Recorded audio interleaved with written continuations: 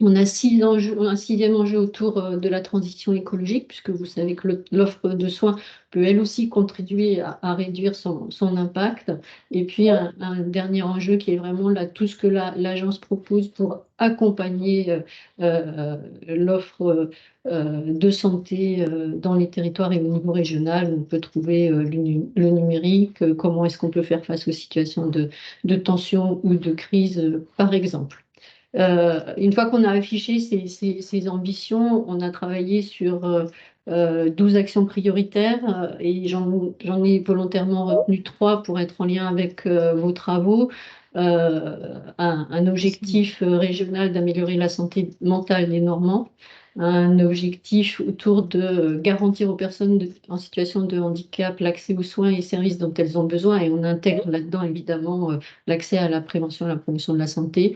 Et puis le 6, agir collectivement avec l'idée, on a un axe du projet régional de santé qui est vraiment de prendre le virage préventif, et donc en travaillant avec l'ensemble des parties prenantes, les usagers bien sûr, les collectivités, les élus, les associations, les professionnels, etc., avec cette idée d'adapter à la fois notre stratégie au public, mais aussi au territoire. Et puis un programme régional d'accès à la prévention et aux soins qui là va s'attacher aux personnes vraiment les plus vulnérables et les plus éloignées du soin, pour faciliter leur accès aux soins et au système de santé. Et pour mettre en œuvre tout ça, on a 3 principes d'action.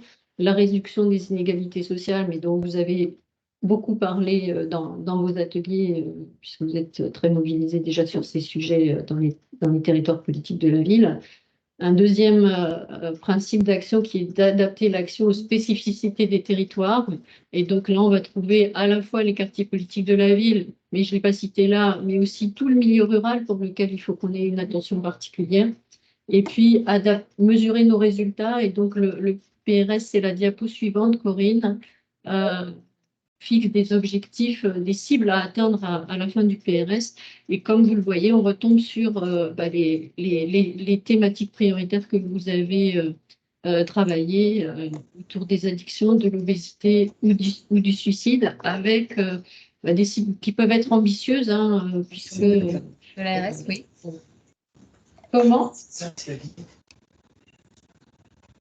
Non, c'est Je ne sais Nathalie pas si Saria. vous l'entendez, mais il y a des travaux dans la cour et ça fait beaucoup de bruit. J'espère que ça ne parasite pas trop la parole. Non, pas du tout. D'accord. Pas du tout. J'ai refermé des micros. Non, mais là, c'est le mien. C'est dans la cour, quand je parle, il y a un bruit de fond. J'espère que ça ne vous gêne pas. Ah. Et donc, sur tabac, l'idée, c'est de réduire évidemment le tabagisme chez les plus jeunes, réduire la consommation d'alcool également chez les plus jeunes,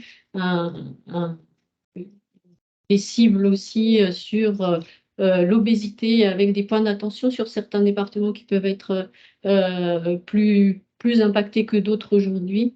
Et puis sur le suicide, malheureusement, on reste dans les régions de tête, hein, en termes de mortalité par suicide. Donc là aussi, on s'est fixé des objectifs quantitatifs que vous voyez sur la diapo et je ne l'ai pas cité, mais vous pourrez les retrouver dans le PRS. Tu peux passer à la diapo suivante. Je voulais, avant de rentrer sur les 3 thématiques que vous avez travaillées, je voulais insister sur 2 points. Le premier, c'est qu'il y a vraiment un engagement dans notre projet régional de santé de renforcer l'offre de promotion de la santé pour agir sur les déterminants de santé. Et ça passe par des actions structurantes autour de la formalisation des partenariats. L'idée, c'est pour nous de formaliser nos objectifs prioritaires et nos plans d'action avec les principaux partenaires. Je pense à l'Éducation nationale, à la DRAF, euh, au, au CAF, par exemple, le travail qu'on peut faire aussi avec la DRAGES, les DETS, etc. On a besoin d'avoir ce travail institutionnel pour faciliter justement le déploiement des plans d'action dans les territoires, et c'est à ça qu'on veut s'attacher. Poursuivre la structuration de l'offre, même si on a le bilan du précédent PRS le montre, même si on a continué à développer l'offre de prévention, on voit qu'elle reste, qu'elle est aujourd'hui, elle ne maille pas totalement le territoire. Et donc, on a un vrai sujet de poursuivre cette structuration.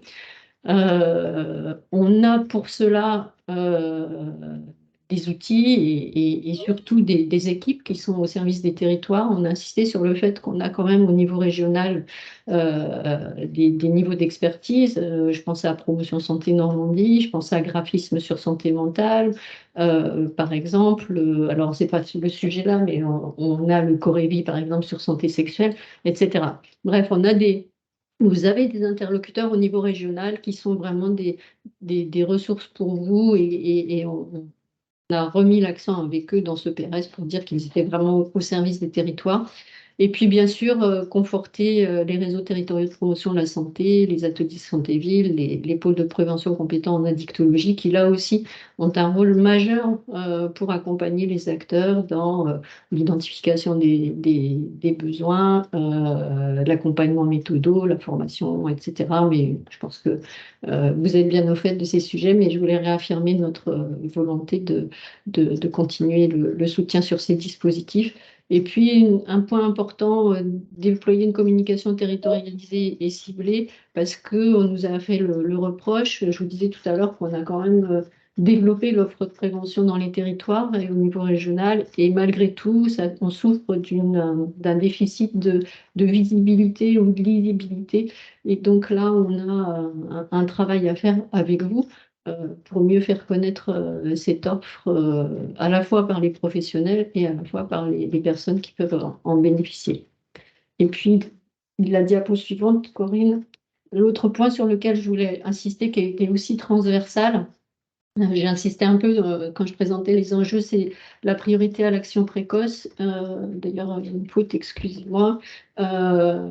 On a vraiment mis l'accent aussi sur l'idée qu'on doit vraiment conforter les dynamiques collectives autour des enfants, pour la santé des enfants et des jeunes, d'accompagner les parents. Et donc là aussi, consolider nos partenariats avec tous ceux qui œuvrent autour de la petite enfance, par exemple. Travailler, par exemple, j'ai mis l'exemple de l'initiative Hôpital Ami des bébés où sur les questions de nutrition, on peut évoquer la promotion de l'allaitement. Faciliter l'accès à la prévention et au dépistage précoce des femmes enceintes. Donc, ça va concerner évidemment tous les sujets autour de la thématique des addictions que vous avez pu travailler, mais aussi de la nutrition et de l'activité physique dès la grossesse, par exemple. Et puis, l'accompagnement des parents autour de la connaissance des besoins de l'enfant. Et donc, on peut citer la stratégie 1000 premiers jours, par exemple, là aussi qu'on soutient dans les territoires. Favoriser des environnements favorables à la santé, à la mère et de l'enfant. Donc, on a à la fois tout ce qui va concerner l'environnement intérieur, ce que les parents peuvent mettre en place comme conditions favorables dans le logement, mais aussi tout l'environnement extérieur. Et là, c'est plutôt le travail avec les collectivités, par exemple, autour des sujets d'urbanisme favorable à la santé. Et puis, mobiliser les professionnels du premier recours et les établissements de santé qui sont évidemment au contact à la fois des parents et des jeunes enfants pour relayer aussi ces sujets d'intervention précoce. Et aussi, évidemment, s'il y a des problèmes de santé détectés, avoir bien un continuum entre prévention et prise en charge. Voilà, c'était vraiment la courte introduction que je voulais faire pour insister sur certains points. C'est évidemment pas exhaustif et comme le disait Corinne, on est évidemment disponible pour revenir sur des points d'attention sur lesquels vous voulez discuter. Merci beaucoup, Nathalie. Donc, on va passer dès maintenant au premier atelier que l'on va vous présenter en synthèse. Donc, c'est Lucie qui intervient sur cet atelier et qui va vous présenter dans un premier temps les déterminants qui ont été proposés. Oui, merci Corinne. Bonjour à toutes et tous. Donc, je suis Lucie Lechat, donc je travaille à l'ORS Creil Normandie pour ceux ou celles qui qui ne me connaissent pas, peut-être juste rapidement rappeler comment se sont déroulés ces temps des rendez-vous de la santé dans les départements pour ceux qui n'ont pas pu y participer. C'est qu'il y avait, dans un premier temps, des éléments de diagnostic sur les thématiques qui étaient travaillés. Et puis, des éléments apportés aussi sur la notion de déterminant de santé, de stratégie, manière de faire. Des ateliers ont été proposés avec cet objectif, comme l'a évoqué Corinne, de définir des objectifs spécifiques. Mais voilà, l'idée de ces ateliers, c'était d'abord de partager les constats sur les facteurs d'influence, donc à savoir les déterminants de santé que je vais vous présenter pour le cas de la santé mentale, de mettre en avant les liens à faire avec les autres programmes et dispositifs, les publics prioritaires et les partenaires associés. Donc, comme l'a évoqué Corinne, on va axer aujourd'hui nos propos sur les déterminants qui ont été travaillés et puis les objectifs. Peut-être avant aussi, je voulais vous donner une petite définition de la santé mentale pour qu'on ait bien en tête cette notion large qu'on entend quand on parle de santé mentale. Selon l'OMS, la santé mentale est définie comme un état de bien-être dans lequel une personne peut se réaliser, surmonter les tensions normales de la vie, accomplir un travail productif et contribuer à la vie de sa communauté. Donc, on comprend bien que là, ça va au-delà de l'absence de maladie mentale. Donc, au niveau des facteurs, des déterminants de santé, donc on les a, vous avez évoqué un certain nombre de déterminants de santé que nous, on a classés en 3 catégories. Les caractéristiques individuelles, milieu de vie et environnement global. Corinne, je veux bien que tu mettes les... Voilà. Je mets tout d'un seul coup. Oui, voilà, ça va être plus simple. D'accord. Donc, je ne vais pas rentrer dans le détail, mais au niveau des caractéristiques individuelles, voilà, il y a eu plusieurs éléments qui ont été évoqués, à savoir déjà le fait qu'on a une part de génétique qui influence notre santé mentale, si on est en situation de handicap ou si on a une pathologie. Bien évidemment, si on a des situations de violence au sein du couple ou intrafamilial, ça peut impacter notre santé mentale. Vous avez pu évoquer dans chaque département cette notion des compétences psychosociales. Je pense qu'on va y revenir après. Ce qui influence la santé mentale des habitants des quartiers, vous l'avez évoqué, c'est l'estime de soi. Et puis, il y a une certaine forme aussi de repli et d'isolement qui a bien évidemment un impact sur la santé mentale des habitants des quartiers. Vous avez évoqué cette confiance en l'avenir qui peut être un peu malmenée, notamment chez les jeunes. Le fait d'avoir un accompagnement individuel, alors là, c'est peut-être cette notion plus à entendre d'avoir un référent, un adulte qui nous aide dans notre parcours et qui donc a une influence sur la santé mentale. L'hygiène de vie, alors à savoir l'alimentation, activité physique, sommeil, rythme de vie et usage des écrans ont bien évidemment une influence aussi sur la santé mentale des individus. Et puis, vous avez évoqué cette notion de transculturalité. Au niveau des milieux de vie, un élément fort qui a été évoqué, c'est l'impact de l'environnement familial. Donc, Nathalie Viard l'a évoqué, mais voilà, il y a un intérêt, le PRS axe là-dessus, mais de l'intérêt des dispositifs de soutien à la parentalité. On sait que la santé mentale est importante et on a un intérêt à agir très tôt, puisque ça va impacter toute notre vie. Les cercles sociaux, amicaux, proches, ont un impact sur la santé mentale. Le fait d'avoir des ressources locales, alors que ce soit des lieux de vie, tout simplement l'accès aux soins, ou la présence à proximité de services, peuvent avoir directement ou indirectement un effet sur la santé mentale. Être en emploi ou tout simplement ou avoir de bonnes conditions de travail, on le sait, ça peut avoir un impact sur la santé mentale. Vous avez évoqué le fait d'avoir des revenus, un logement décent, ont des effets sur notre santé mentale. Vous avez évoqué aussi cette notion de cadre de vie. Alors, entendre sous l'angle à la fois de la vie de quartier, ce qui peut être fait dans les quartiers en termes d'animation, en termes de sentiment de sécurité. Et puis aussi, les études le montrent de plus en plus, mais la présence de la nature, d'espaces verts par exemple, ont un impact sur la santé mentale des habitants. Il y a eu d'autres déterminants qui ont été évoqués, mais plus en direction des professionnels qui agissent auprès des populations et des habitants des quartiers. C'est cet accès ou non à des formations, à des temps de sensibilisation sur cette notion de santé mentale, de manière très large, mais voilà. Et puis aussi la connaissance des structures et acteurs qui peuvent agir en faveur de la santé mentale. Et enfin, le fait qu'il y ait ou non des actions d'aller vers qui soient adaptées, puisque on peut aller vers les habitants, mais en fonction des publics, il y a un intérêt d'adapter les actions menées. Troisième grande catégorie, celle de l'environnement global, prenez-le sous l'angle plutôt du contexte sociétal, avec cette notion de contexte économique. Actuellement, bon, voilà, on est dans un contexte avec l'inflation qui peut être très anxiogène. C'est aussi tout ce qui est mené en termes de politique en faveur de l'environnement, politique sociale, politique éducative, qui peuvent avoir des impacts sur la santé mentale. Et puis, cette notion de déstigmatisation et de croyance culturelle a été mise en avant. Je veux bien que tu passes la diapo. Donc, au final, il y a un certain nombre d'objectifs qui ont été évoqués lors des ateliers, des temps d'échange qu'on a pu avoir avec vous. Des objectifs qui ciblent 3 grandes catégories, si je puis dire, de population, enfin d'acteurs.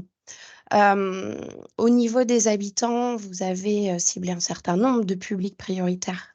On le sait, la santé mentale, il faut agir davantage auprès des jeunes, des personnes précaires, isolées, des femmes et aussi des personnes âgées. Ce qui a été évoqué aussi, c'est qu'il y a un intérêt aussi d'avoir une vigilance, en tout cas, auprès de personnes porteurs de troubles. Et vous avez évoqué notamment les troubles TND. Donc, en termes d'objectifs spécifiques qui ont été cités au niveau, sur lequel il faut agir auprès des habitants, il y a bien évidemment l'intérêt de développer les compétences psychosociales et ce, dès le plus jeune âge, de renforcer les dépistages précoces des troubles, mais aussi d'accompagner les parents dans cette démarche de dépistage et par la suite de prise en charge.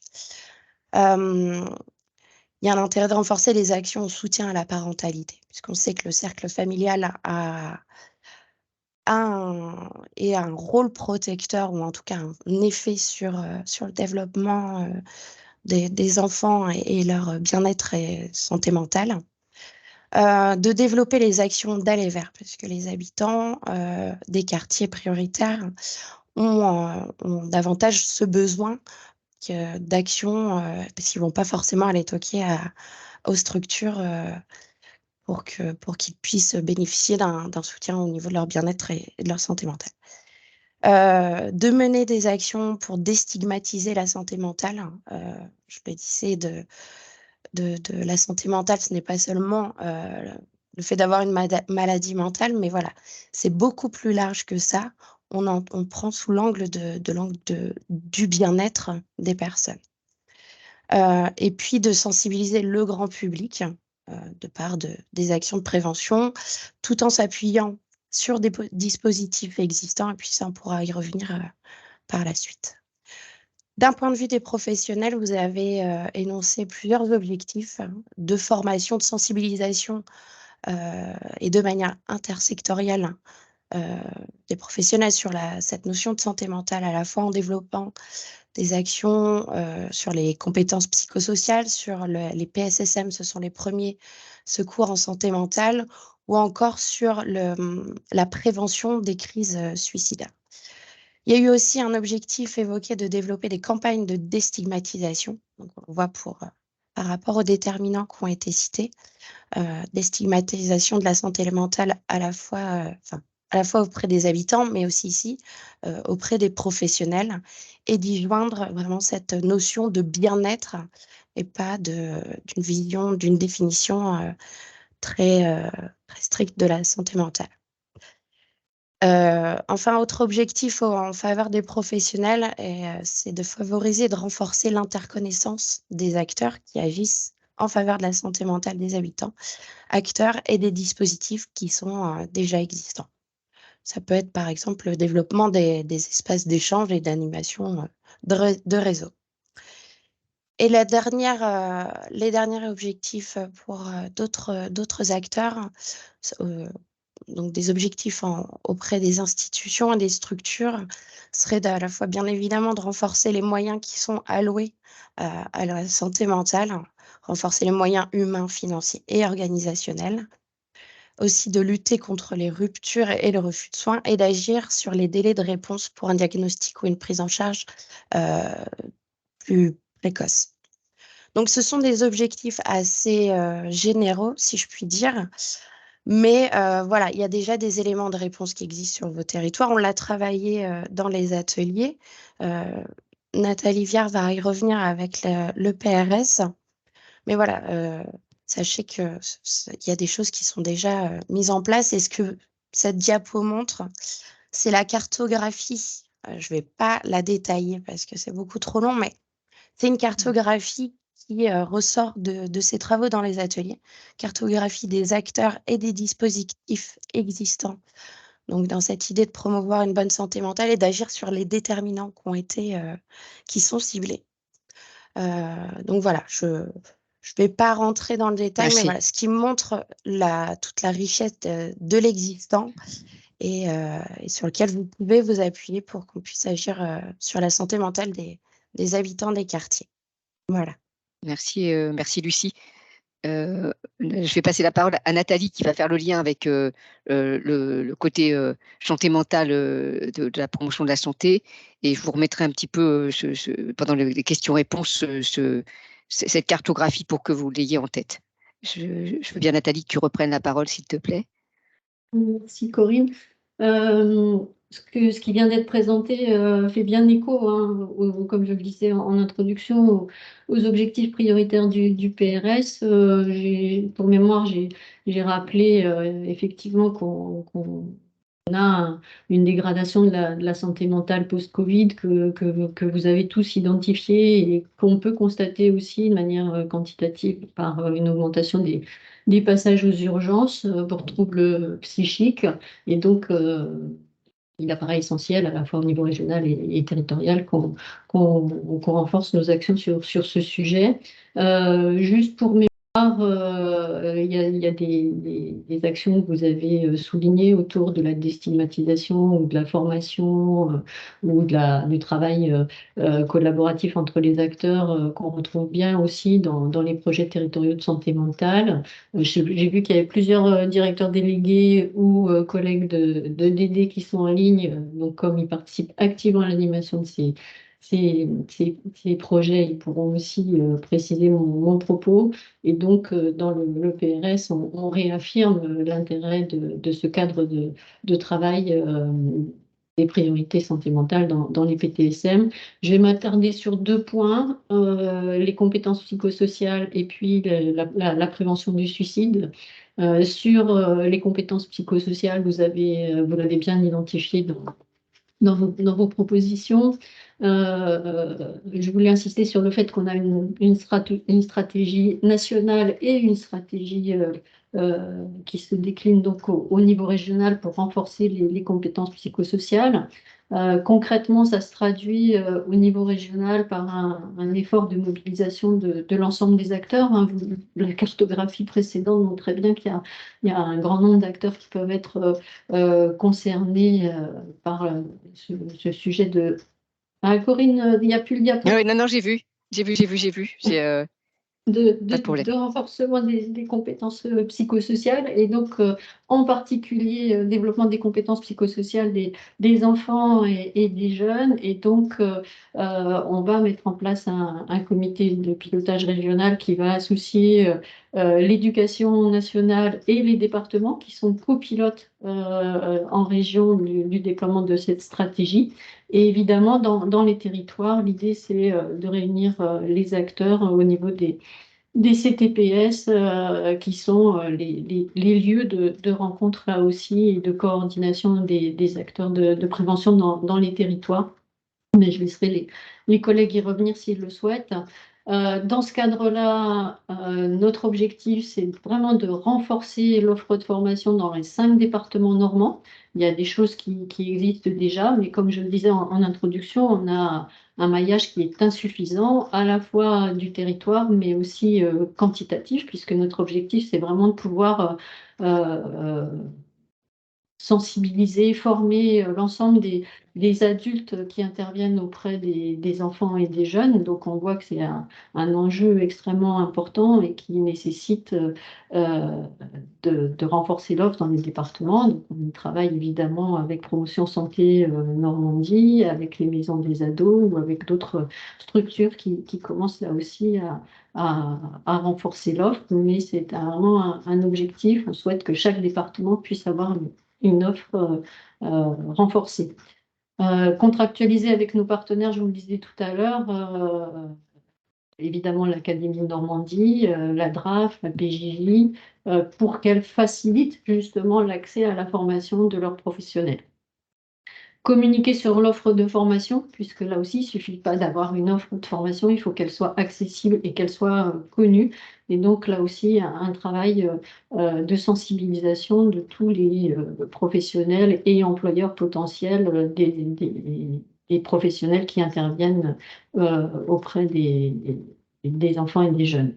On a un levier dans les territoires que sont les contrats locaux de santé. La proposition, là aussi, c'est que 100% de nos contrats locaux de santé puissent intégrer cet objectif de renforcement des compétences psychosociales.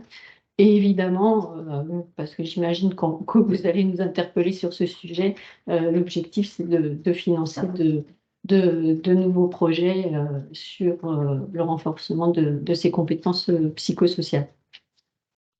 Sur le suicide, donc je vous ai dit qu'on restait très impacté en région par le suicide. On a un acteur régional qui est Graphisme, oui, j'imagine que vous connaissez déjà, et sur lequel on s'appuie justement pour déployer notre stratégie de prévention de la crise suicidaire, avec une offre de formation qu'on décline au niveau territorial. Et donc, on va poursuivre cet effort de déploiement des formations.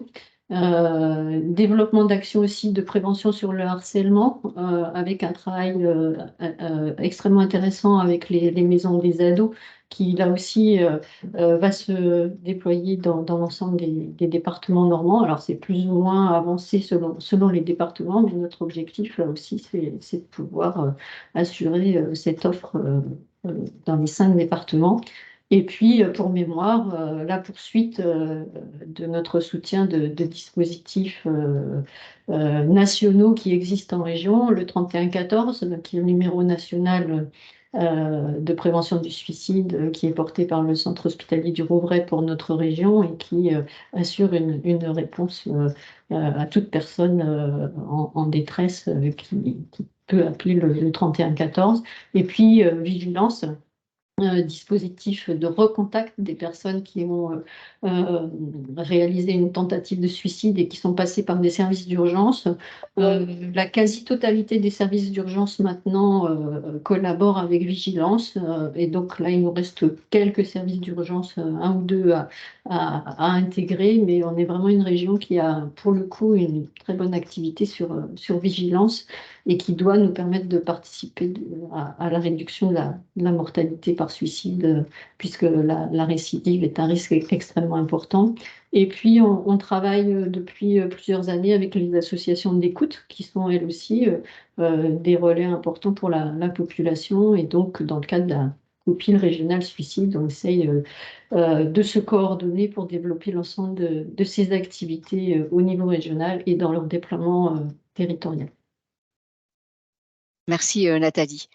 Voilà la synthèse de ce premier atelier. Je vous remets la petite diapo concernant les ressources, comme ça vous pouvez la lire pendant la question-réponse.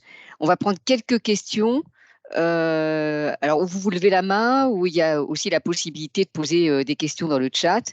Une première, alors, donc j'ai des réactions, merci, très bien. Est-ce qu'il y a déjà des questions par rapport à ce qui a été évoqué, des remarques que vous souhaitez, des précisions qui seraient apportées par des collègues qui sont aussi connectés, hein, j'ai les collègues de PPS qui sont connectés, et puis nos DD, donc n'hésitez pas à intervenir.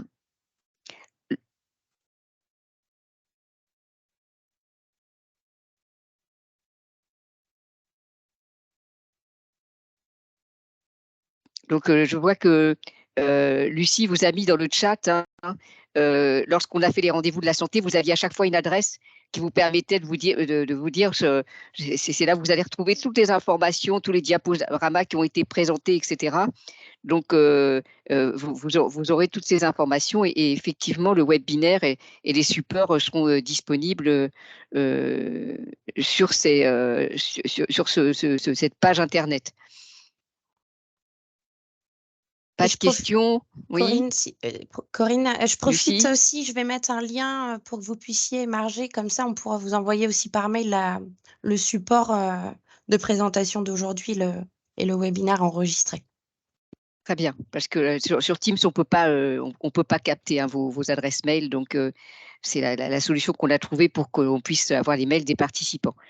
S'il n'y a pas de questions, on va poursuivre. On va poursuivre avec la nutrition. C'est moi qui poursuis.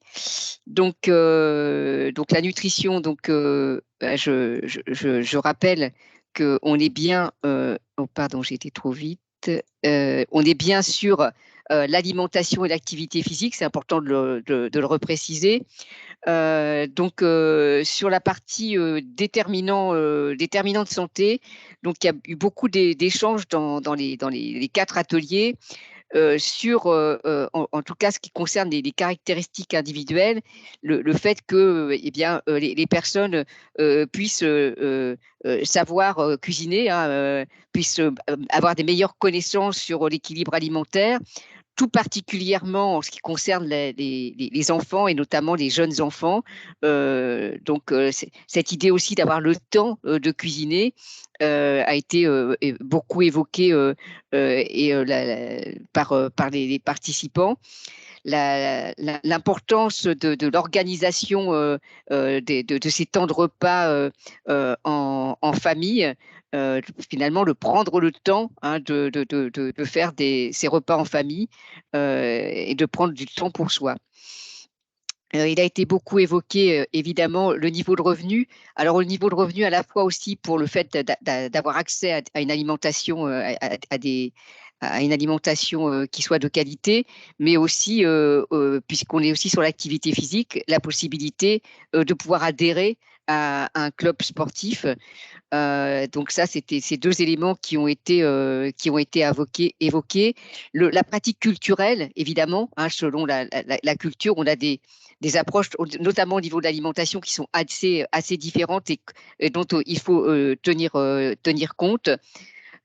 Toutes les représentations du coup qu'on peut avoir autour de c'est quoi l'alimentation équilibrée, ça veut dire quoi, les représentations qu'on peut avoir aussi sur l'activité physique, l'importance de bien parler d'activité physique et non pas de sport, pour que on soit pas sur ces notions forcément de compétition quelquefois dans les clubs. L'égalité homme-femme a été évoquée. Parce que effectivement, on a toutes ces problématiques encore. On n'est pas encore très, on n'a pas encore vraiment atteint d'égalité sur les temps consacrés à la fois à tout ce qui concerne l'alimentation, mais aussi à un temps consacré à l'activité physique pour chacun. Et puis, a été évoquée la sédentarité, hein. On l'a vu beaucoup au niveau du Covid, le fait de rester beaucoup devant des écrans Ça s'est accentué avec ce Covid, où du coup, on passe beaucoup de temps devant les écrans, on bouge plus, mais aussi on mange beaucoup de choses qui sont pas très bonnes pour la santé, soyons justes. Donc ça, c'était pour les caractéristiques individuelles. Sur les milieux de vie, ont été évoquées quelquefois des précarités de logement. Est-ce que tout le monde a bien une cuisine qui permet de préparer à manger, ce qui n'est pas forcément toujours évident, même si on a l'impression que maintenant tout le monde a une maison avec une cuisine adaptée. Donc, le fait de proposer des repas équilibrés aux familles, et notamment l'équilibre alimentaire dans les centres de loisirs et dans les restaurants scolaires. Je dirais peut-être encore plus dans les centres de loisirs où il y a peut-être moins un regard avec un médecin ou une diététicienne qui va regarder si les repas sont équilibrés là, dans les mairies. Mais parce que dans les restaurations scolaires, c'est peut-être un petit peu moins vrai. Donc, a été réévoqué donc, tout ce qui concerne l'environnement familial. Le fait d'accéder à des dispositifs aussi, le bien connaître les banques alimentaires, les épiceries sociales, de pouvoir y accéder facilement, d'oser y aller aussi. Les commerces de proximité, si je dois aller très très loin pour aller acheter à manger, ça pose aussi un problème pour pouvoir préparer les repas. Donc la présence aussi d'infrastructures sportives, de places suffisantes pour pratiquer une activité physique. Donc là, c'est aussi assez important et on revient sur les collectivités, hein, cette idée qu'on puisse travailler sur le fait que des personnes puissent pratiquer une activité physique. Je pense à des parcours de santé, par exemple, qui peuvent être intéressants. Les modes de garde.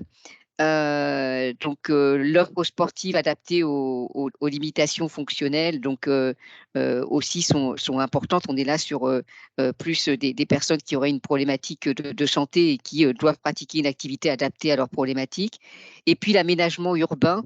Et donc là, on avait évoqué aussi tout ce qui concerne le fait que quand on est dans un quartier, est-ce qu'on a bien des possibilités de marcher à pied? Est-ce qu'il y a des trottoirs et qu'on soit obligé d'aller sur la route? Est-ce qu'il y a des bancs pour se poser un peu? Je pense aux personnes âgées. Donc, tout cet urbanisme favorable à la santé qui permet qu'on va faciliter le fait d'aller à pied quelque part plutôt que de prendre sa voiture. Et puis, sur l'environnement global, donc on retrouve la culture, les campagnes marketing sont importantes aussi, et la politique d'éducation tout au long de la vie. Donc, voilà sur le volet déterminant, tout ce qui a été évoqué sur cette partie déterminant à investir. Sur la partie là, davantage sur les objectifs qu'on a pu évoquer dans les différents ateliers. Alors déjà, peut-être sur le public prioritaire, ce qui a été très fort dit dans tous les ateliers, c'est qu'il fallait qu'on travaille beaucoup en direction des jeunes, des enfants, des parents. Et on dissociait jamais le fait que les parents soient investis sur cette thématique, puisque forcément, c'est quelque chose de familial, que ce soit sur l'activité physique ou sur la nutrition, et que je rappelle que c'est quand même les parents qui font les repas. Mais on peut être évoqué aussi dans les publics pour mettre en place des actions, eh bien, les patients avec des maladies chroniques, c'est ce que j'évoquais tout à l'heure par rapport au fait d'avoir des activités adaptées, et puis toutes les personnes vulnérables, donc on est bien dans les quartiers politiques de la ville, et puis aussi penser aux personnes isolées, et je renvoie sur les personnes âgées qui peuvent être effectivement toutes seules dans leurs appartements et à qui il faut pouvoir aider. Dans les objectifs donc, qui ont été déclinés par rapport aux habitants, il y avait donc cette idée de développer des ateliers cuisine. Ça a été très fort. Alors, il en existe déjà beaucoup, hein, des ateliers cuisine, mais peut-être des choses à renforcer en lien avec des jardins familiaux. Il y a des belles expériences qui existent hein, dans certaines communes qui permettent que les personnes puissent cultiver des légumes et puis après apprendre à les utiliser dans des ateliers cuisine. Alors, il a été proposé aussi des espaces de prévention en santé dans des structures qui offrent dans les QPV, mais vraiment, alors, qui est un lieu promotion de la santé. Alors, on a déjà les ateliers santé-ville hein, qui existent dans certaines collectivités qui ont des QPV, mais là, vraiment, l'idée d'avoir un lieu où il y a des animations qui se fassent, où la population pourrait venir pour faire des animations santé. Développer des lieux pour permettre de cuisiner en famille. Donc, ça existe, ça existe dans certains centres sociaux, notamment. Des sensibilisations des habitants sur l'alimentation plaisir, sur l'alimentation équilibrée. Développer des actions dès le plus jeune âge. On revient sur cette idée qu'il faut apprendre à manger équilibré, à faire de l'activité dès qu'on est tout petit. Permettre à chaque habitant de bénéficier d'un bilan de santé axé sur la nutrition. J'y reviendrai en fin d'intervention, mais on vous parlera des bilans de prévention qui sont proposés qui vont être proposés par le ministère, et ça peut répondre à cet objectif, et accompagner les parents dans l'éducation nutritionnelle de leur enfant. Donc, on voit vraiment qu'il y a cette idée finalement, qu'il y a du manque d'information, beaucoup d'éducation à travailler autour de cette nutrition. Au niveau des professionnels, on était sur l'idée d'améliorer le repérage et la mobilisation des publics fragiles par les professionnels. Donc, de pouvoir accompagner les acteurs des QPV, donc les maisons de quartier, les centres sociaux, etc., dans la mise en place d'un programme nutrition. Et donc, quand on parle de programme nutrition, j'en profite pour dire que c'est de pouvoir penser à tout ce qui impacte la nutrition. Et donc, ça veut dire qu'on va travailler aussi bien au centre de loisirs, à l'école du quartier, avec les parents aux centres sociaux. C'est d'avoir une approche très, très globale de la nutrition dans le quartier, et qu'on pense à tout ce qui va influencer cette nutrition. Former les professionnels, donc qu'ils soient dans les restaurations collectives, les encadrants des structures sociales. Je repense au centre d'accueil et de loisirs. Je ne fais pas une fixation, mais je pense qu'il y a un petit peu de progrès à faire. Sensibiliser les élus sur l'alimentation équilibrée. Améliorer la connaissance des actions par les professionnels et valoriser les actions, et favoriser l'interconnaissance des acteurs. Voilà, donc voilà les objectifs qui ont été proposés en ce qui concernait les professionnels. Et puis, en ce qui concerne les institutions et les structures, développer des marchés et des lieux de vente de produits de qualité. On commence à en voir un petit peu, mais ça coûte cher, quelquefois. Donc, ce n'est pas forcément accessible toujours à une population qui n'a pas forcément beaucoup de revenus. Favoriser une approche globale et familiale de la prévention nutrition. Et là, on a fait le lien avec les PRE notamment, puisque c'est des endroits aussi où on travaille au niveau individuel avec des familles. Accompagner les collectivités à mettre en œuvre une politique d'urbanisme favorable à la santé. J'en parlais tout à l'heure. C'est peu connu encore en France, mais c'est vrai qu'il y a vraiment un travail de sensibilisation, notamment des élus, à faire sur quand il y a un quartier à rénover, eh bien, comment on va repenser sous l'angle des déterminants de santé, et donc justement sur cette nutrition, manger, bouger. Il y a beaucoup de choses à faire quand on rénove un quartier. Et puis, animer un réseau d'acteurs sur la nutrition précarité pour mener des actions auprès des enfants et des jeunes. Donc voilà tout ce qui a été proposé en termes d'objectifs. Hein. Il faudrait reprendre un petit peu tout ça pour aller vers des fiches actions peut-être plus concrètes. Mais voilà ce qui a été décliné. La cartographie, comme tout à l'heure l'a dit Lucie, je ne vais pas faire une présentation de tout ce qui a été évoqué en partenariat et en dispositifs existants. Vous en connaissez certainement déjà, mais pas tous. Donc, ça peut être l'occasion aussi de découvrir ces différents dispositifs. Et donc, je vais passer de nouveau la parole à Nathalie, qui va faire le lien avec le côté nutrition PRS. Voilà, merci. Nathalie. Merci Corinne.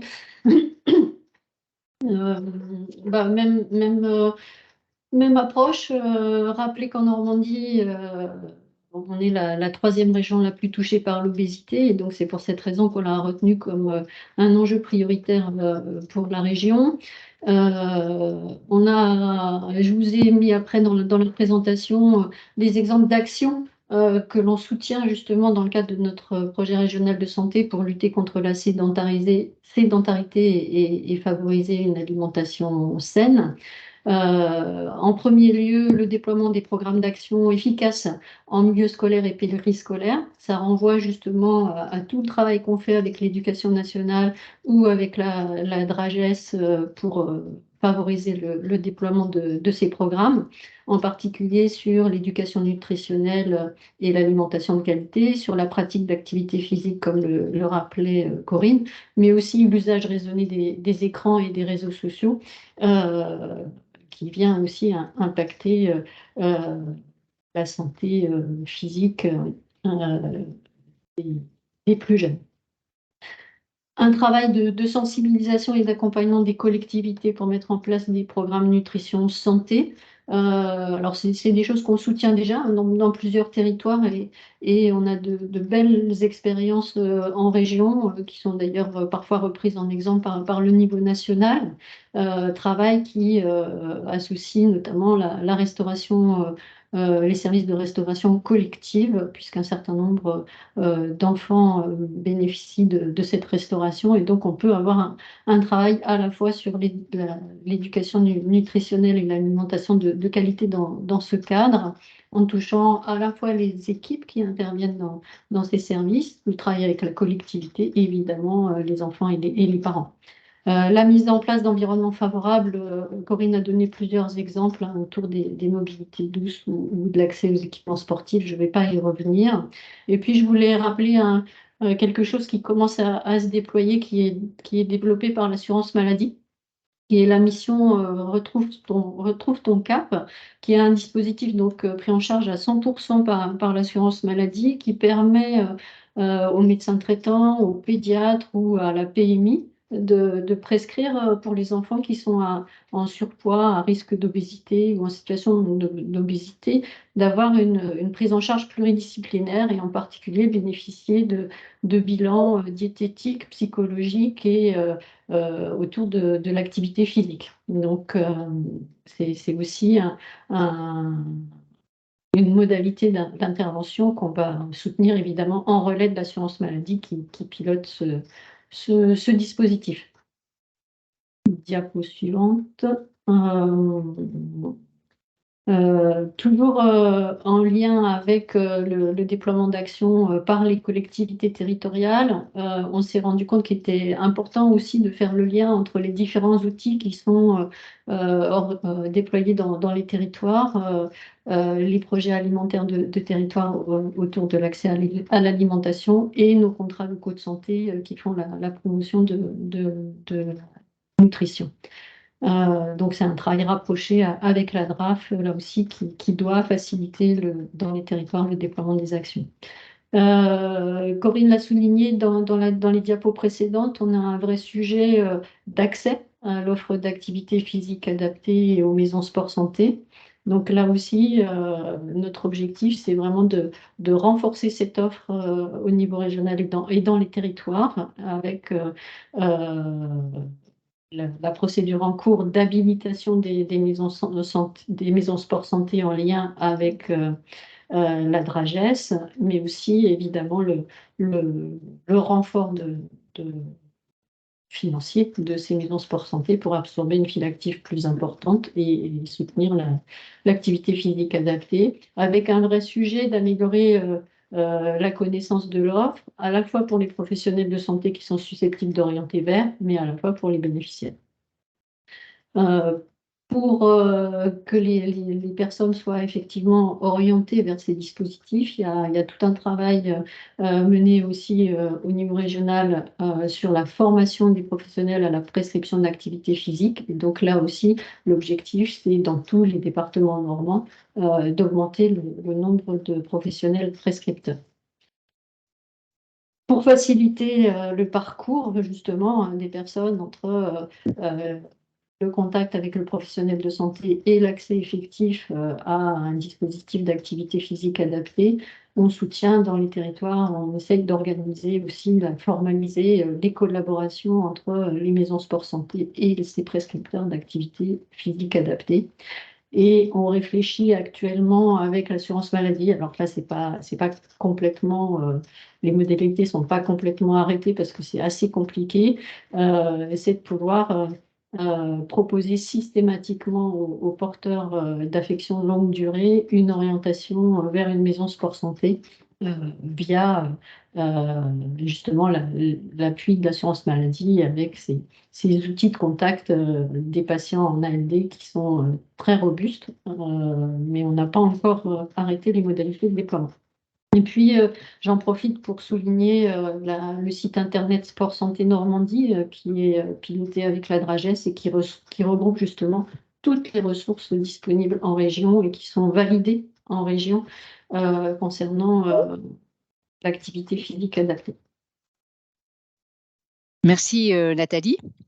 Alors, on va refaire le même exercice que tout à l'heure. Je vous remets la petite carto sur les partenaires et sur les dispositifs existants. On se prend un petit temps de questions ou de remarques. Je vois que dans le chat, la préfecture de l'Eure, donc Sylvain Villa, nous donne une information sur le fait que le CEDOS 27 va développer un dispositif, le sport, ma santé, auprès des ALSH des quartiers politiques de la ville durant l'année 2024. Donc, c'est des informations aussi qui sont intéressantes à partager. Est-ce que parmi vous, une personne souhaite apporter une précision ou poser une question? Oui, moi, je ne sais pas ce que sont les ALSH. Est-ce que Pardon. Sylvain Villa veut bien ouvrir son micro et nous dire? Oh, si. Alors, les ALSH, c'est les accueils de loisirs sans hébergement, c'est les centres de loisirs. Voilà, c'est l'appellation plus commune des centres de loisirs. D'accord, merci beaucoup. Ouais, je vais essayer de retenir parce que à chaque fois, je les appelle toujours centre de loisirs. Je suis restée sur le vieux nom. Ouais, c'est pas grave, ça parle à tout le monde. J'ai une question, j'ai vu une main se lever. On vous écoute. Oui, bonjour, médiatrice santé, Lauriane Vatrin auprès des gens du voyage. J'ai commencé un peu à me pencher sur la thématique du sport adapté. Je suis passée par Planète Patient et je ne le vois pas sur la cartographie, qui peuvent s'occuper également du financement et ils m'ont transmis dernièrement, des documents, notamment de prescription médicale. Alors je me suis dit est-ce que enfin je connaissais pas du tout, votre site, Retrouve ton cap ou Sport Santé, Normandie, donc je pense que ça serait intéressant aussi de comparer. Mais c'est aussi un acteur, ressource en fait, notamment moi je parle de l'Orne, mais Antoine Mercier où j'ai demandé une visioconférence afin de, mutualiser les moyens et voir nos missions communes en fait. Et je crois qu'ils font du aller vers également. Après à confirmer. Peut-être sur ce sujet. Oui, vas-y. Non, je t'en prie, Nathalie. Sur le sport adapté, justement. Ouais, effectivement, Planète Patient intervient sur le sujet du sport santé, mais il intervient en subsidiarité des acteurs, c'est-à-dire quand dans un territoire, on n'a pas une organisation locale qui est déjà en place ou susceptible de se mettre en place, effectivement, Planète Patient peut être porteur de maisons sport santé. Et donc, c'est le cas dans plusieurs territoires normands et c'est pour ça que vous avez dû avoir affaire à Planète Patient. Oui, tout à fait, où l'accompagnement se fait sur 3 temps. Le premier étant un bilan, le deuxième peut-être, ou un accompagnement individuel ou collectif et par la suite une évaluation, de l'action et pourquoi pas une orientation. C'est ce que j'ai pu comprendre du moins. Mais oui, peut-être, en substitut parce que c'est vrai que la CPAM, le webinaire qui s'est déroulé, je crois ce mois-ci, oui, tout à fait. C'est encore, vraiment tout nouveau en fait. Ils le disent, hein, c'est tout récent. Les planètes patients, on les retrouve dans l'éducation thérapeutique du patient. Oui, tout à fait. Oui. Vous les avez indiqués. J'en profite juste pour rappeler, juste que là, vous avez une cartographie excusez-moi, Nathalie Vardega, je suis coordinatrice administrative de l'antenne Planète Patient de l'Orne, justement. Et en fait, oui, on intervient sur l'éducation thérapeutique et on est aussi maison sport santé. Et il faut savoir que dans l'Orne, c'est un petit peu spécifique. Il y a 2 maisons sport santé dans l'Orne. Il y a le GDOS, enfin une qui est portée par le GDOS 61 et une autre qui est portée par Planète Patient. Et on travaille en complémentarité, c'est-à-dire que nous, on est plus axé sur les patients qui veulent faire de la pratique d'activité physique adaptée, mais porteurs de maladies chroniques. Et le GDOS, en fait, est plutôt axé, parce que nous, en fait, on fait de l'éducation thérapeutique couplée avec l'activité physique adaptée. Et le GDOS, lui, fait que de l'activité physique adaptée pure. Il n'y a pas forcément de programme éducation thérapeutique couplé. Voilà, en fait, on travaille en collaboration et du coup, pour que on se marche pas sur les pieds, en fait. On travaille bien ensemble et on a une convention qui fait que quand c'est que de l'orientation pratique activité physique adaptée, on oriente vers le GDOS, et quand c'est éducation thérapeutique plus programme activité physique adaptée, c'est Planète Patient qui prend en charge. Et on travaille toutes les structures qui sont référencées sur l'annuaire sport santé. Merci beaucoup Voilà. pour ces précisions. Je voulais juste faire une précision, parce que dans accès à l'activité physique, vous avez mis le passeport. Alors ça s'écrit, c'est le passeport, après le deuxième S, il y a un apostrophe et c'est sport. D'accord, on va modifier, on va rectifier. Et juste pour préciser, ce passeport, en fait, il est attribué aux enfants dont les parents bénéficient de la prime de rentrée scolaire. Et j'insiste, actuellement sur le territoire normand, on est à peine à 18% d'utilisation de ce dispositif. Ah, dommage. Et on est dans les territoires, on va dire, on est en queue de peloton.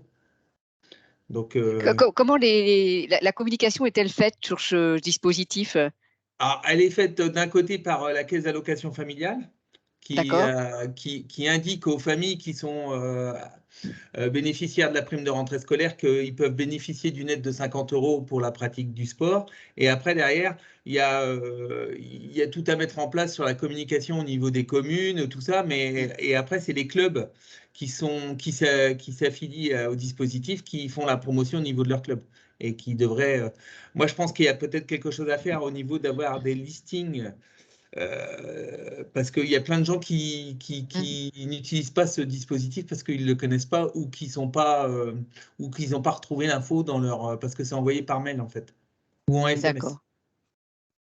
C'est bien de pouvoir se dire que comme ça, on a des dispositifs qui ne sont pas connus, qui sont sous-utilisés, et en face, on voit qu'on avait dans les déterminants, dans les objectifs aussi, le fait que on souhaite faciliter l'accès à des activités physiques ou sportives, et donc il y a des possibilités. Donc c'est important votre intervention. Merci monsieur. D'autres interventions sur la nutrition? Non. Juste, je rappelle que la cartographie que vous avez là, c'est bien ce qu'on présente là, c'est bien ce qui a été dit dans l'atelier. Donc, évidemment, tout n'est pas dans la cartographie. Ce n'est pas exhaustif de tout ce qui existe. Donc, c'est important de le redire. Et j'en profite pour redire aussi que le petit annuaire, enfin, qu'on n'appelle plus annuaire, mais l'outil que vous avez tous eu à votre disposition pour travailler dans ces ateliers, ne sont pas non plus des annuaires. Il manque certainement des dispositifs dedans, mais c'était un support pour animer des ateliers. Donc ça, je pouvais trouver important de le rappeler. Donc, si on n'a pas de questions, on va passer au 3e atelier. C'est Chloé Stéphane qui va vous parler de ce 3e atelier consacré aux pratiques addictives. Hop. Bonjour à tous, donc Chloé Stéphane, donc chargée de projet en promotion de la santé à Promotion Santé Normandie. Donc je vais d'abord commencer par redéfinir un petit peu effectivement la notion d'addiction. Donc c'est une notion de dépendance qui se caractérise par l'impossibilité répétée de contrôler un comportement et la poursuite de ce comportement en dépit de ses conséquences négatives. Ça peut concerner donc la consommation de substances psychoactives comme l'alcool, le tabac, le cannabis, mais ça peut être aussi lié à des comportements comme par exemple les jeux de hasard et d'argent. Donc, en ce qui concerne donc les déterminants liés aux caractéristiques individuelles que vous avez évoquées lors de l'atelier pratiques addictives dans les différents départements. Donc, c'est notamment le besoin de socialisation qui peut entraîner donc les pratiques addictives, qui peut entraîner également l'isolement, la désocialisation et la marginalisation. Et inversement, quand on est isolé, ça peut aussi avoir un impact sur les pratiques addictives. Le lien également entre pratiques addictives et expérience de vie tout au long de sa vie. Le déterminant lié aussi à la précarité, aux revenus, va avoir un impact sur les pratiques addictives. Le fait d'avoir une activité professionnelle ou non. La santé mentale ou la santé physique des individus peut également aussi avoir un impact. Les compétences psychosociales que la personne possède vont aussi avoir un impact, notamment dans l'entrée en consommation, le fait de savoir dire non, de résister à la pression du groupe, par exemple, lorsqu'on est adolescent, va avoir un impact. Et puis les représentations, les perceptions également de la problématique d'addictologie quand on est quelqu'un qui consomme, par exemple, si on est dans le déni ou pas. Les représentations aussi de la nicotine avec notamment, ça vous l'avez évoqué, en lien avec les nouveaux produits qui arrivent sur le marché. Et du coup, qui montrent bien que voilà, il y a encore un travail aussi à faire sur ces représentations. Les connaissances et les méconnaissances des risques et des structures d'accompagnement également ont un impact. Et puis le niveau de littératie, donc c'est la capacité de rechercher, d'accéder, de comprendre et d'utiliser une information pour sa santé. Donc ça va aussi avoir un impact. En ce qui concerne les milieux de vie, on va retrouver notamment les pressions culturelles sur les représentations, notamment autour des différentes substances dans les différents milieux de vie où l'on évolue. Et en premier lieu, le milieu éducatif familial, le fait d'avoir effectivement un cadre familial qui soit stable ou instable, ça va avoir un impact aussi. Le contexte, vous avez évoqué également le contexte économique de la famille, en ce qui concerne plus particulièrement du coup l'entrée dans les pratiques de trafic. Le contexte professionnel également, les conditions de travail, si on a un travail stressant, voilà, ça peut avoir un impact aussi.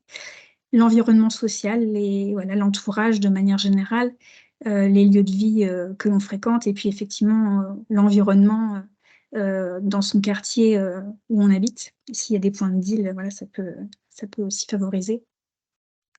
Les réseaux sociaux, les influenceurs, on voit aussi l'impact de ces réseaux sur les représentations autour des pratiques addictives. Et puis la culture également de la prévention des risques et des dommages, si cette culture est plus ou moins développée dans les milieux de vie que l'on fréquente. Et puis l'éducation par les pairs aussi, donc là ça cible plus particulièrement les jeunes, le fait de développer des actions d'éducation par les pairs pour essayer de réduire aussi l'entrée dans les consommations.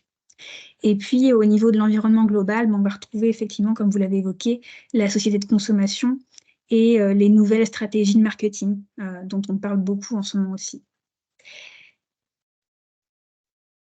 Alors, en ce qui concerne donc, les objectifs spécifiques que vous avez définis, donc, ils sont ciblés davantage. Donc, vous aviez ciblé en termes de public prioritaire, donc les jeunes notamment, et ceux dès le collège, et les préadolescents. Les personnes avec un parcours migratoire et les personnes isolées. Les personnes aussi en situation de handicap psychique, puisqu'il peut y avoir cette double problématique, on va dire, avec l'entrée aussi dans des conduites, des pratiques addictives pour ces publics-là. Les publics qui sont en vulnérabilité, bénéficiaires des minima sociaux, les personnes également éloignées du droit commun et qui ne recourent pas à leurs droits. Et puis les publics en souffrance, notamment en lien avec des âges de la vie. Et les publics notamment déscolarisés également.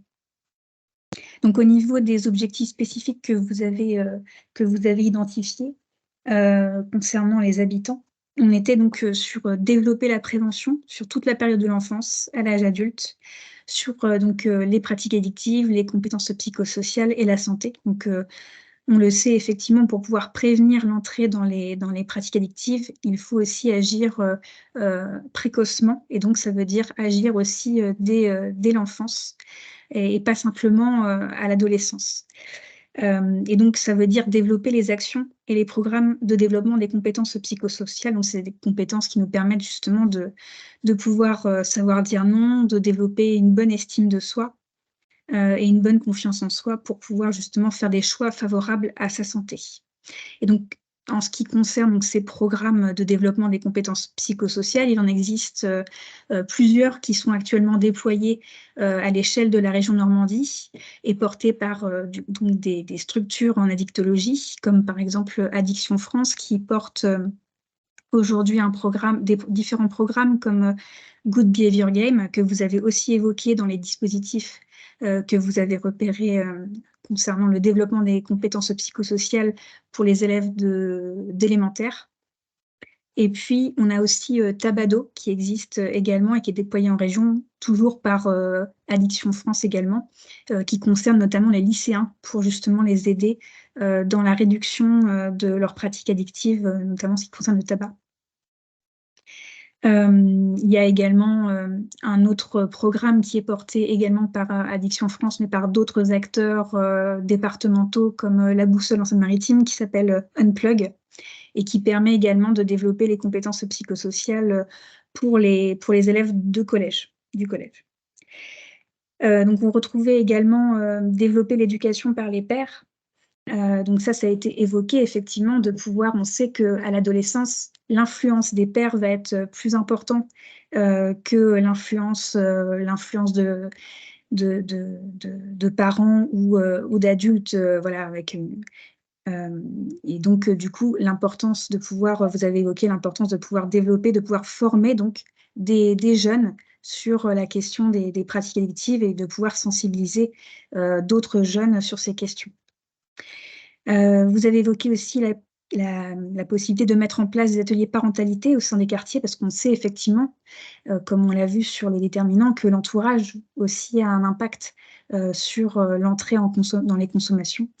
Et donc de pouvoir accompagner aussi les parents dans soit la réduction l'accompagnement à la réduction de leur pratique, ou en tout cas comment est-ce qu'on peut faire quand on a un enfant, un adolescent par exemple, qui a des pratiques addictives et qu'on se sent un peu démuni pour l'accompagner. Donc il y a ce sujet-là qui a été évoqué. Le fait aussi de développer des campagnes de sensibilisation sur la réduction des risques et des dommages en y intégrant la littératie en santé. Donc effectivement, la question de développer cette culture de la réduction des risques et des dommages pour permettre justement d'accompagner les personnes dans l'arrêt des pratiques addictives. Mettre en place également des dispositifs gratuits pour l'accompagnement à la réduction des pratiques addictives. Donc ça, c'est des dispositifs qui existent déjà. Notamment avec les nouvelles lois qui peuvent du coup permettre d'accompagner les personnes dans la réduction de leurs pratiques. Et donc ça aussi peut-être faire connaître du coup ces programmes d'accompagnement, ces dispositifs. On a aussi, pareil, toujours dans la question, dans le sujet de pouvoir faire connaître des actions existantes et des campagnes, des programmes existants, c'est de proposer des défis. Donc là, l'idée, c'était de décliner, par exemple, le mois sans tabac, de renforcer les actions telles que le mois sans tabac sur les territoires.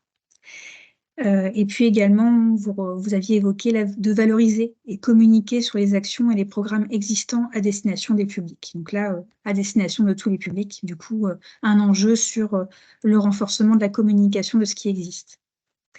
En ce qui concerne les objectifs spécifiques que vous avez ciblés concernant les professionnels, donc, on retrouve consolider les partenariats afin d'assurer la fluidité des parcours et des accompagnements. Donc ça, c'est notamment ce qui a été évoqué aussi, c'est des partenariats avec les acteurs du social, du médico-social et les acteurs spécialisés en addictologie, justement pour pouvoir faciliter l'orientation et la connaissance des dispositifs.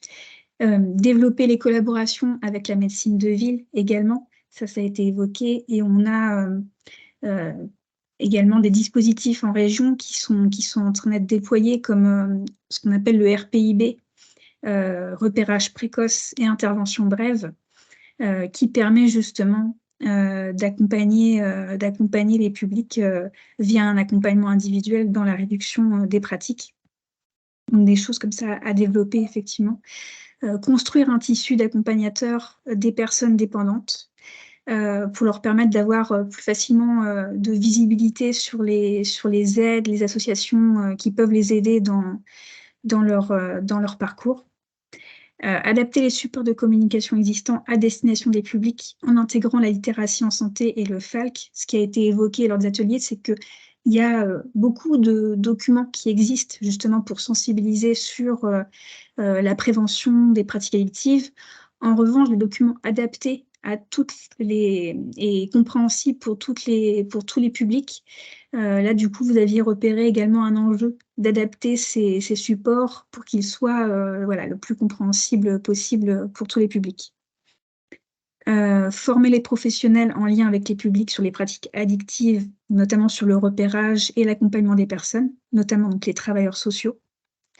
Valoriser les actions et programmes existants auprès des professionnels, parce que tous ne connaissent pas forcément effectivement l'offre qui est proposée en région pour accompagner les publics.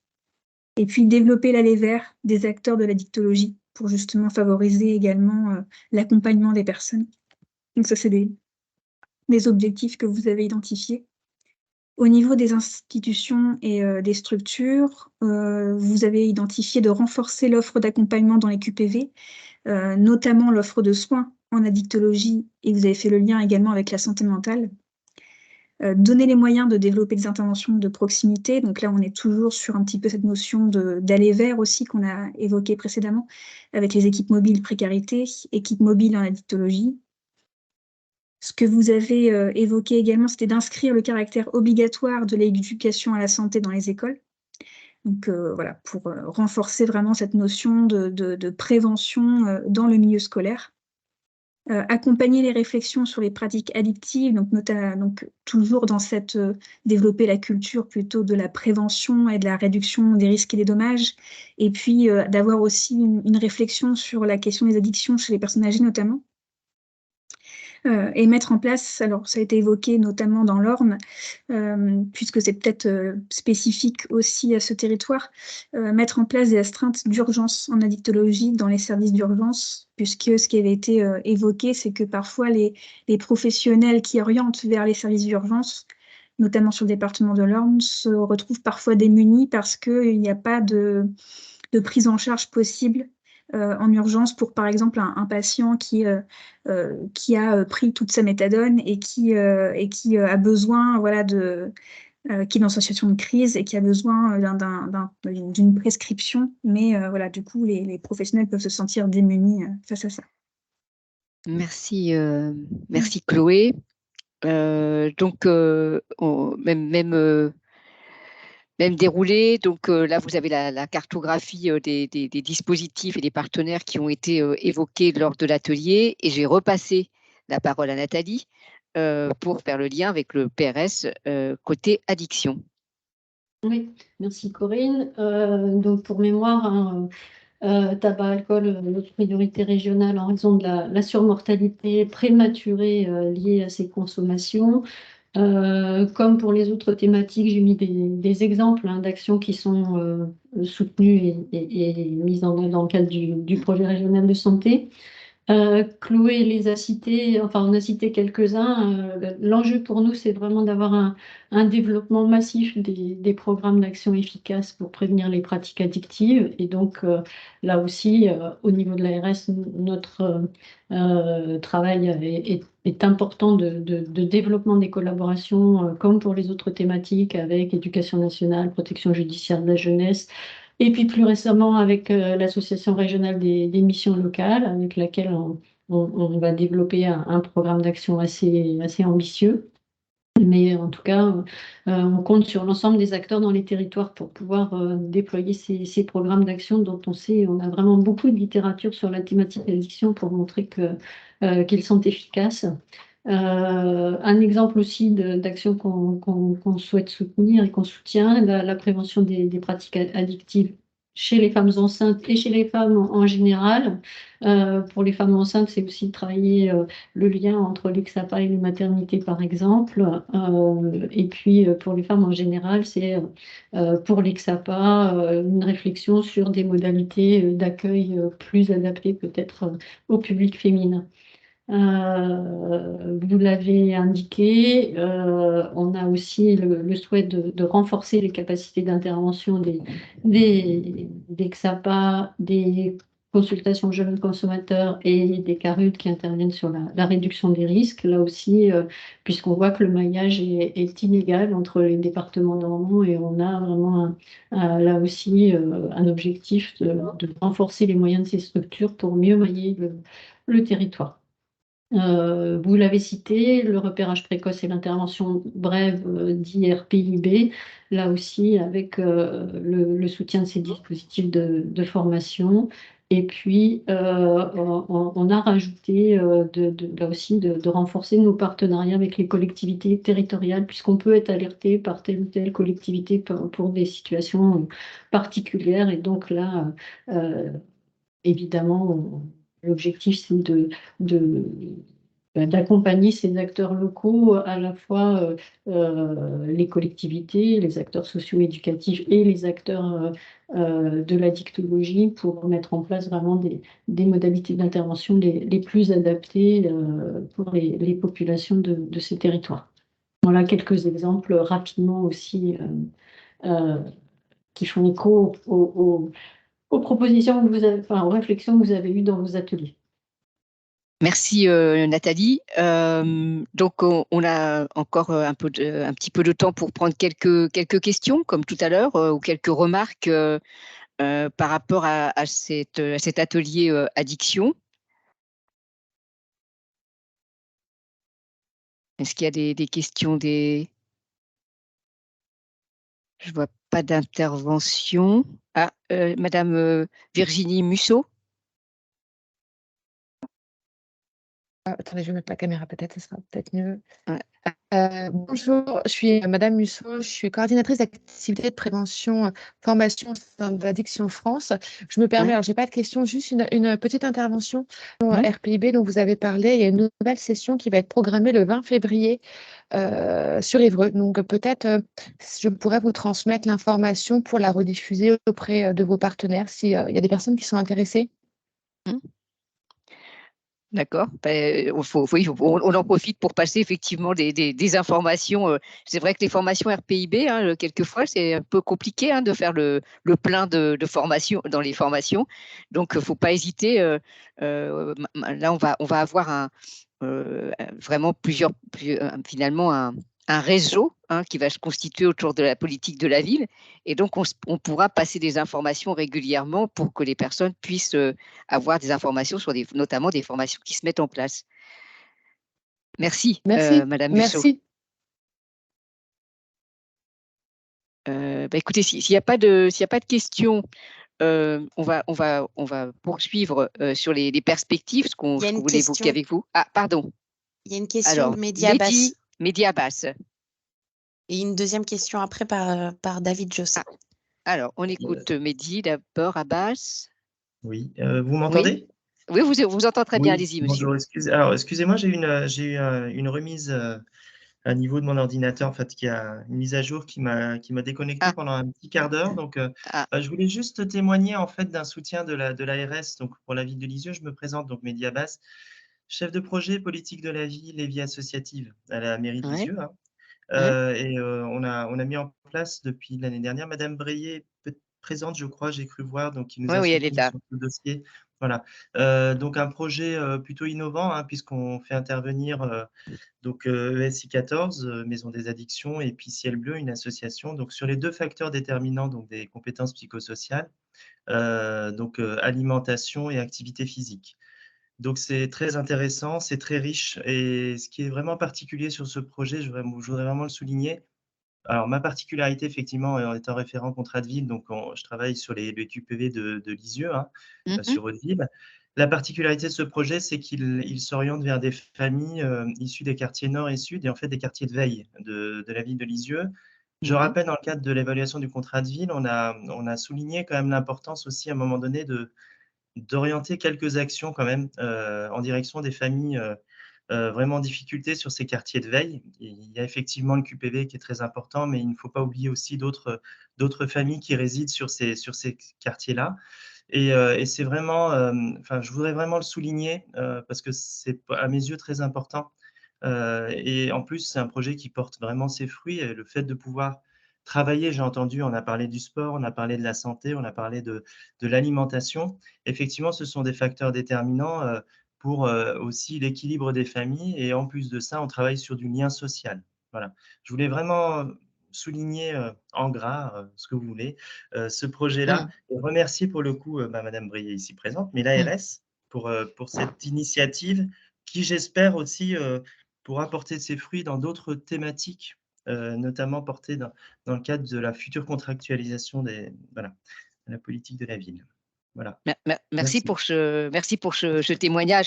C'est important aussi, hein, je pense, de pouvoir partager des expériences positives au sein des quartiers politiques de la ville, puisque quand on travaille sur des actions en promotion de la santé dans ces quartiers, il faut qu'on puisse adapter, innover pour pouvoir permettre à ces personnes, à ces habitants d'accéder de la même façon à des actions de promotion de la santé. Merci beaucoup pour ce témoignage. Il y a une deuxième personne qui voulait intervenir, du coup, mais moi, je n'ai pas envie. Alors, si elle veut prendre la parole. Oui, bonjour, monsieur Josset, association Astre Service à Cherbourg. Ouais. Je me permettais d'intervenir sur cette thématique.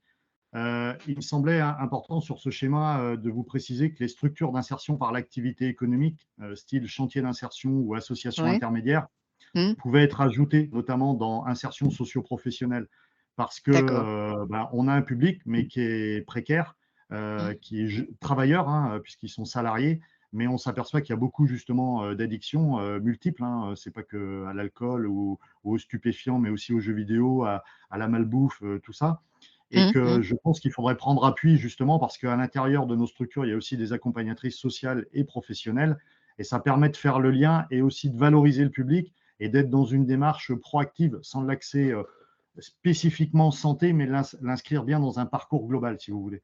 Et donc, l'entrée me semble indispensable, hein, puisqu'il y a aussi le fait de voir la personne en situation de travail, de la revoir, on peut aussi suivre, l'accompagner, et ce n'est pas un one-shot de l'avoir peut-être que juste sur une action ponctuelle, quoi. Voilà, donc je me permettais de dire que toutes ces structures-là peuvent être des formidables structures d'appui, de relais, et même d'initiative, hein, puisque nous, entre autres, on est aussi sur un quartier prioritaire et on travaille beaucoup auprès de nos salariés, notamment le public féminin, hein, sur tout ce qui concerne le service à la personne ou autre, et plus particulièrement les familles aussi monoparentales, vous voyez, ou alors âgées de 55 ans, 60 ans, quoi. Donc, c'est vraiment un public aussi qui est des fois cassé par le travail, et ça me semble important de ne pas rajouter des complications.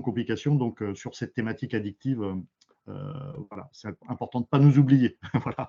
Merci beaucoup. On ne vous oubliera pas. C'est important que votre témoignage, et je suis ravie que vous pointiez l'importance de ne pas être dans le ponctuel, dans les actions. Hein. C'est quelque chose d'important en promotion de la santé, qu'on ne fasse pas forcément qu'une action comme ça et qu'on s'arrête, et que ça s'inscrive dans la durée. Et effectivement, qu'on puisse ne pas oublier le milieu de l'insertion pour mener des actions. Semble effectivement très très important dans les financements que l'on peut attribuer aux actions. Merci Monsieur Josset. Est-ce que là on a fait le tour des questions? Oui. Lucie, t'en vois d'autres? C'est bon? Non, c'est bon. C'est bon. Écoutez, merci beaucoup pour ce premier retour, hein, sur ces ateliers. Comme je le disais tout à l'heure, bien sûr que les autres ateliers sur lesquels vous avez participé, vous aurez les retours déjà de toute façon écrits. Donc, tous ces documents vont vous être communiqués à la fois parce que vous allez avoir mis votre adresse mail dans le formulaire, dont je rappelle sur le côté, parce que vous irez sur le site sur lequel on a mis tous les documents. Mais ça nécessitera peut-être, comme je disais en introduction, des compléments d'informations.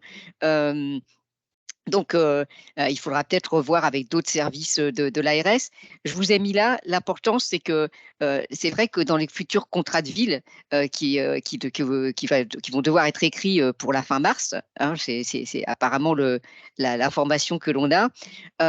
Donc, l'idée, c'est de vraiment permettre que notre objectif fort, c'était qu'on intègre bien la santé. On l'a redit à chaque fois qu'on posera comme indicateur à nos rencontres, à la relecture des contrats de ville, est-ce qu'on a bien de la santé dedans? Et on verra si on a été, si notre travail a servi tous ensemble à contribuer à mettre de la santé dans les contrats de ville. Et puis le lien aussi avec les autres dispositifs, on en discutait avec les coordonnateurs de territoire hier, parce qu'il y a aussi les contrats locaux de santé qui sont à la main de nos collègues des délégations départementales. Et donc, quelle articulation on fait entre les contrats de ville qui sont des ARS qui sont signés avec les collectivités et les contrats de ville. Donc, c'est vrai qu'il y a un sujet, et surtout que notamment, quelquefois, le contrat de ville va être signé, enfin va être déposé fin mars, et le contrat local de santé va être en route dans l'année 2024. Donc, il y aura certainement un sujet. C'est un petit message pour mes collègues délégués départementaux. Et donc, vraiment, l'entrée dans les départements, le contact au niveau de l'ARS, les représentants de l'ARS sur toutes nos thématiques, toutes nos compétences, promotion de la santé, mais aussi le soin sur les personnes âgées, etc. Ce sont nos délégués, nos délégations départementales. Et donc, je vous ai mis un lien sur cette diapo, et vous avez tous les contacts utiles par direction départementale. J'ai mis la manche mais il y a des parce que c'est le territoire non référente, excusez-moi.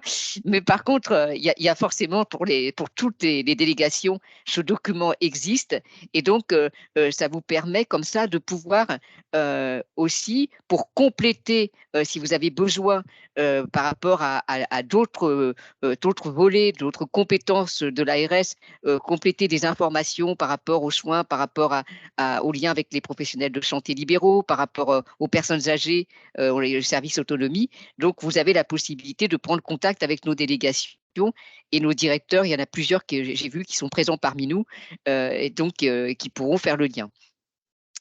La deuxième chose, on a fait donc hier une réunion avec nos coordonnateurs de promotion de la santé.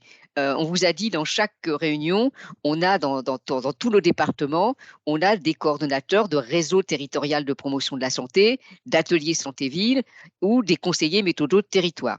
Toutes ces personnes sont vraiment des professionnels qui peuvent apporter un accompagnement méthodologique pour mettre en place des programmes d'action qui ont aussi qui vont aussi faire tout un travail de cohérence dans le territoire sur les actions qui vont être menées. Donc, on a échangé hier. Le niveau d'accompagnement qui est commencé est très différent d'un territoire à l'autre, entre le coordonnateur qui participe déjà à des groupes de travail. Donc, ça veut dire que le contrat de ville a penché à inviter le coordonnateur promotion de la santé à ces réunions de travail. Donc, c'est intéressant puisque des villes ont déjà commencé à mettre en place ces groupes de travail. C'est aussi la possibilité pour les coordonnateurs en promotion de la santé de pouvoir peut-être animer un petit groupe spécifique sur la promotion de la santé avec vous, si vous avez besoin, pour que ça puisse vous aider à construire cette partie santé, promotion de la santé de votre contrat de ville. Donc ça, c'est également possible. Ils peuvent vous aider à travailler sur tous les objectifs qu'on a déclinés. Là, on en a décliné beaucoup.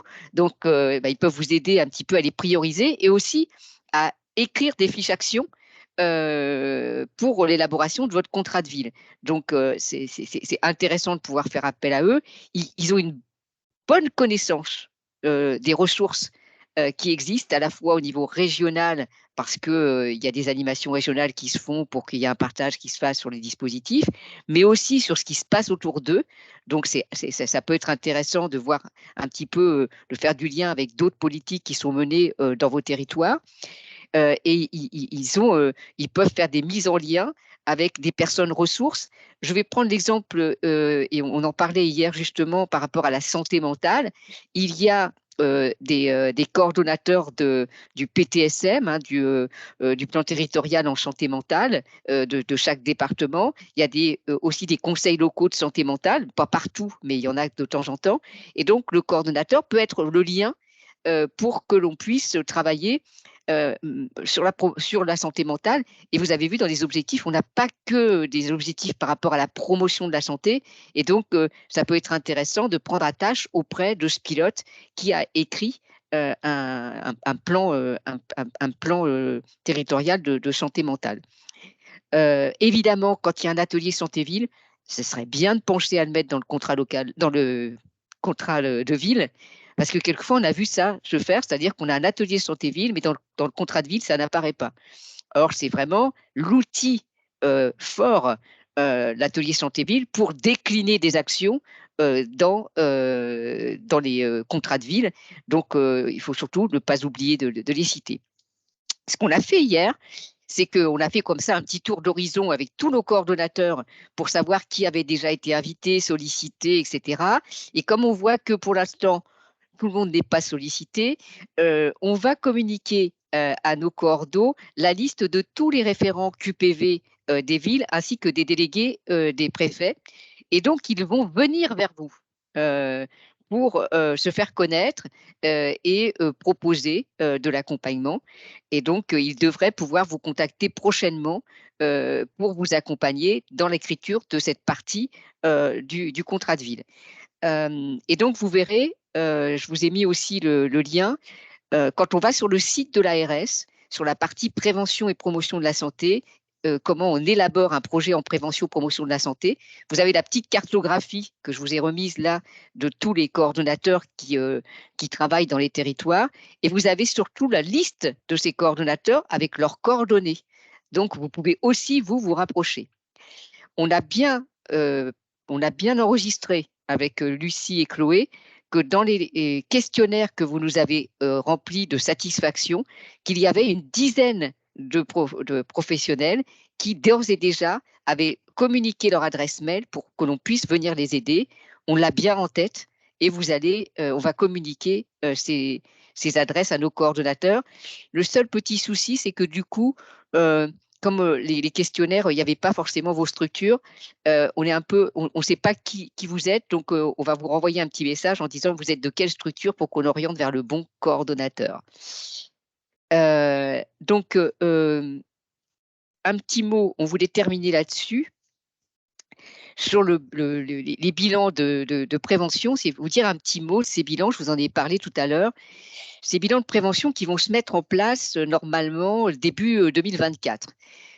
L'idée, c'est que des professionnels de santé, qui sont les médecins, infirmiers, pharmaciens ou sages-femmes, puissent… Peut-être Corinne dire que c'est national. C'est national, oui, pardon, merci Nathalie. C'est national, oui, c'est un dispositif national qui va se mettre en place. Il est demandé à chaque agence régionale de santé de le mettre en place dans chaque région.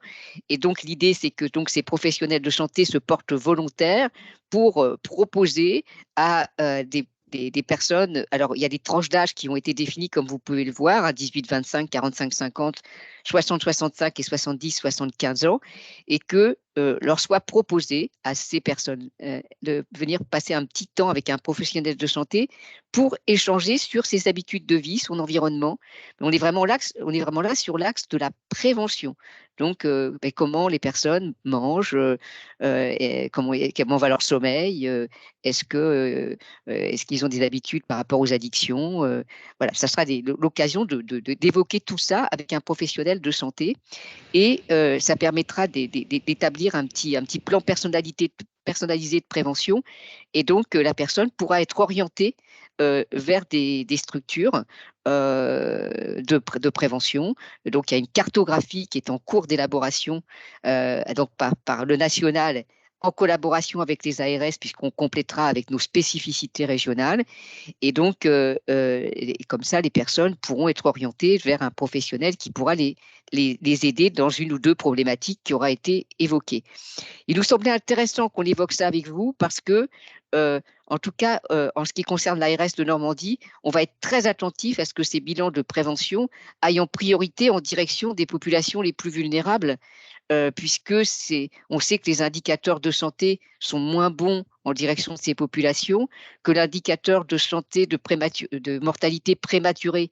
Donc, je rappelle que quand on parle de mortalité prématurée, c'est qu'on va y pouvoir quelque chose en termes de prévention. Eh bien, ça nous semblait important de pouvoir redire que ces bilans, on sera attentif à ce qu'ils puissent se mettre de façon plus facile dans les quartiers politiques de la ville.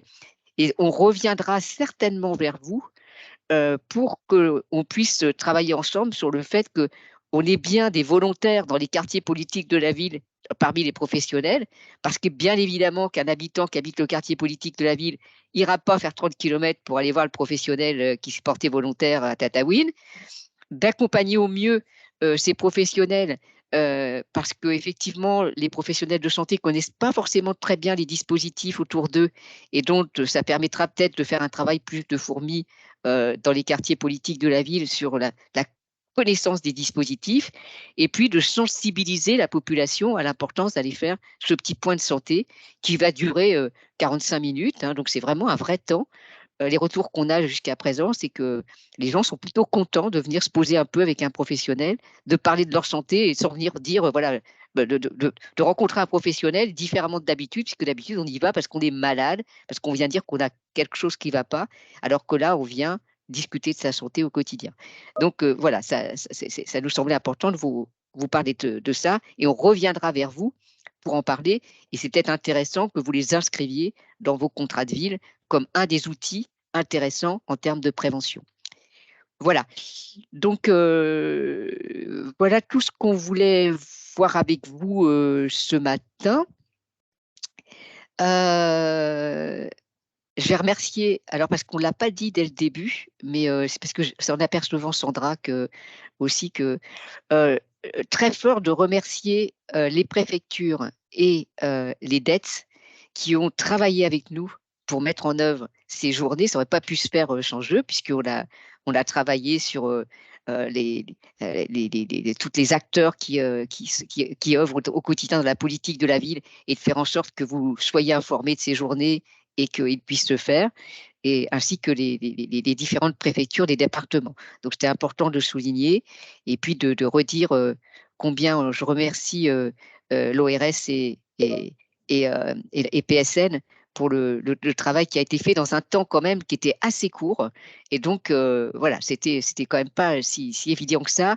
On a essayé de faire une synthèse top chrono parce qu'il y a encore des réunions qui se sont faites il n'y a pas longtemps. On complétera forcément avec ce qui va se dire le 14 décembre dans le Calvados.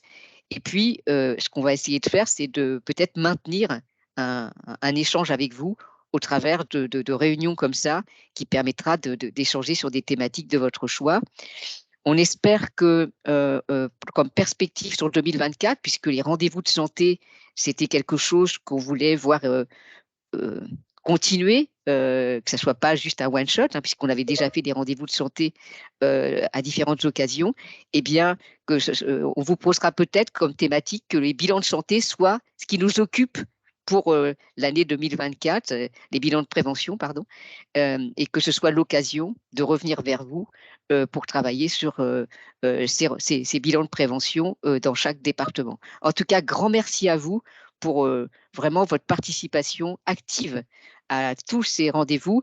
Et encore une fois, on espère bien que dans notre indicateur d'évaluation, on retrouve bien la santé dans vos contrats de ville fin mars 2024.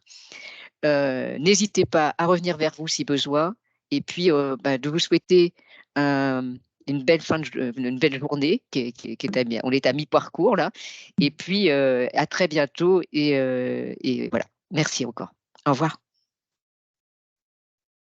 Merci, au revoir. Au revoir, merci. Au revoir. Merci. Merci, au revoir. Au revoir, merci.